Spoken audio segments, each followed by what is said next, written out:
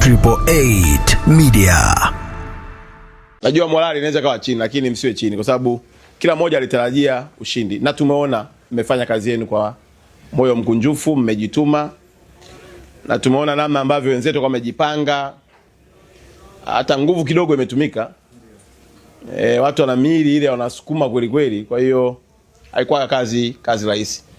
Nimalizie kwa kusema msikubali kukata tamaa. Mechi yetu iliyobaki ya Tunisia, twendeni tukamalizie kuchukua pointi zetu 3. Hata leo hii ndugu zangu wa Uganda walikuwa wanajua tu kuja kufunga Tanzania, lakini na wao wenyewe wametoka wanashukuru kutoka sare. Yani kwao imekuwa shukrani kutoka sare. Kwa hiyo niwaombe tena kwamba hiyo tarehe 30 hebu twendeni tukawape zawadi wa Tanzania ya kumfunga Mtunisia.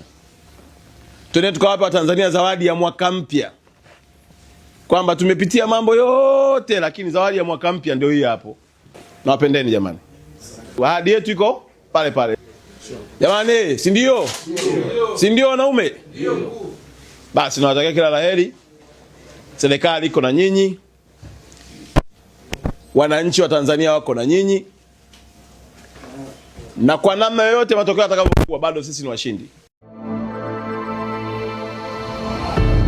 888 Media.